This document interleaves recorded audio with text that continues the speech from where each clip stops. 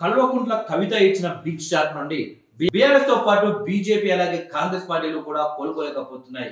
కవిత ఇలాంటి ట్విస్ట్ ఇవ్వడానికి కారణాలేంటి, కవిత next step ఏంటని చెప్పేసి రకరకాల అంచనాలు అయితే ఇరు పార్టీలు అయితే వేసుకుంటున్నాయి. అయితే కల్వకుంట్ల కవితను బీఆర్ఎస్ నుండి సస్పెండ్ చేస్తారా, లేకపోతే ఆమెను కూల్ చేసే ప్రయత్నం ఏమైనా చేస్తారా అనేది ఇప్పుడు ఆసక్తికరంగా మారింది.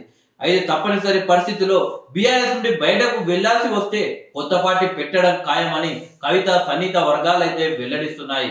ఒకటి రెండు పేర్లు చర్చకు కూడా వచ్చినట్లు సమాచారం.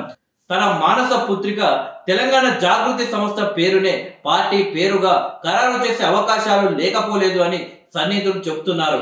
తెలంగాణ బహుజన రాష్ట్ర సమితి అంటూ టీబీఆర్ఎస్ అని పేరును కూడా ఆమెతో సన్నిహితంగా ఉండే కొందరు బీసీ నేతలు తెరపైకి తీసుకువచ్చినట్లు కూడా తెలుస్తుంది. అయితే ముఖ్యంగా తన లేఖ లీకేజీపై కవిత తీవ్ర ఆగ్రహంతో ఉన్నట్లు ఆమె సన్నిహిత వర్గాలు చెప్తున్నాయి. తాను చెబుతున్న దయ్యాలే వాటిని కావాలి అని బయటకు విడుదల చేసి ఉండాలి అని ఆమె భావిస్తున్నారు. ముందు లేఖ ఎలా లీక్ అయిందన్న విషయాన్ని బయటకు రావాల్సిందేనని కవిత పట్టుబడినట్లు తెలిసింది. గతంలోనూ అనేక చేదు అనుభవాలను కవిత ఎదుర్కొన్నారని సన్నిహిత వర్గాలు అంటున్నాయి.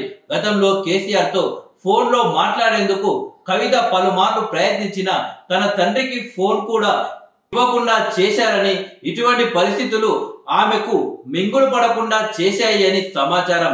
తన లేఖ లీకేజీ వీరుడెవరో తెలిసేదాకా పార్టీ కార్యాలయానికి కానీ కేసీఆర్ వద్దకు కానీ వెళ్ళకూడదు అని మరో ఆలోచన కూడా కవితకు ఉన్నట్లు తన సన్నిహితులు చెబుతున్నారు. తాను రాసిన లేఖనే లీకు చేస్తారా అన్న ఆగ్రహావేశాలతో ఆమె ఉన్నట్లు జాగృతి వర్గాలు వెల్లడించాయి. ప్రధానంగా లీకు వీరులపై పార్టీ అధిష్టానం చర్యలు తీసుకోవాల్సిందే అని ఆమె డిమాండ్ చేస్తున్నట్లు తెలుస్తుంది.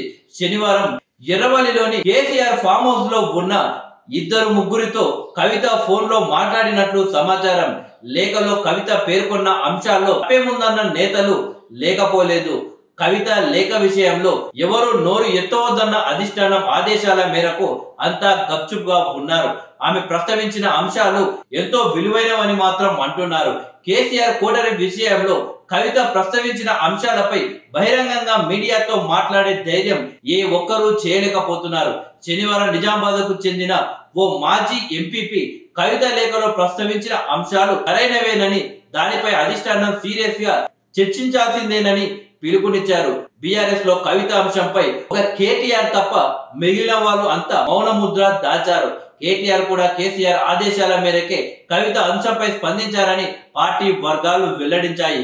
పార్టీ అంతర్గత విషయాలను అంతర్గతంగానే మాట్లాడాలని చెప్పడం ద్వారా కవిత వ్యాఖ్యలకు ఆయన కౌంటర్ ఇచ్చారు. ఒక రకంగా కవిత బహిరంగంగా అలా మాట్లాడడం కాదన్న ధోరణితో పార్టీ అధిష్టానం అన్నట్లు కేటీఆర్ వ్యాఖ్యల ద్వారా డేటా తెల్లమైందని పార్టీ వర్గాలు వెల్లడించాయి.